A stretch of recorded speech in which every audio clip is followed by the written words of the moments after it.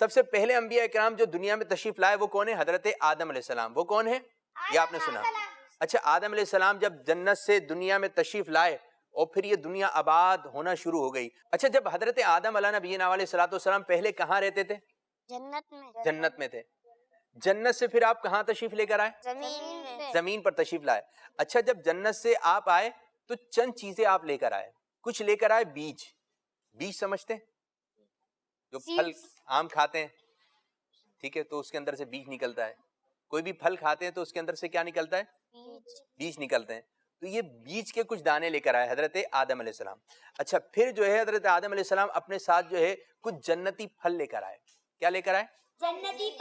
جنتی پھل لے کر آئے. پھر ایک لاٹھی لے کر آئے. لاٹھی سمجھتے ہیں؟ تھیلی نہیں، عصا، اسٹیک، ڈنڈی ٹھیک ہے. اور ایک چیز وہ تھی مقدس جو خانہ کعبہ کے کونے میں لگا ہوا ہے. حجر اسود کو لے کر آئے. کیا لے کر آئے؟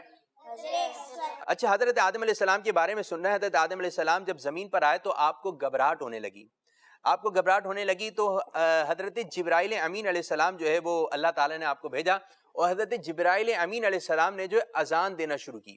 جب حضرت جبرائیل امین علیہ السلام نے اذان دی تو جب اذان میں ہمارے پیارے نبی، ہمارے آخری نبی محمد رسول اللہ محمد صلی اللہ علیہ وسلم کا نام پاک آیا تو اس سے آپ کی جو گھبراہٹ تھی وہ دور ہو گئی. ہمارے پیارے نبی صلی اللہ علیہ وسلم کے نام مبارک کی برکت سے حضرت آدم علیہ السلام کی گھبراہٹ کیا ہو گئی؟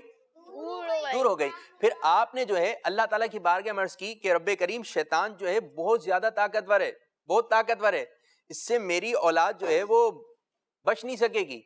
تو پھر اللہ تبارک و تعالیٰ نے فرمایا اے آدم تمہاری اولاد کا میٹر تم سے الگ ہے، معاملہ الگ ہے.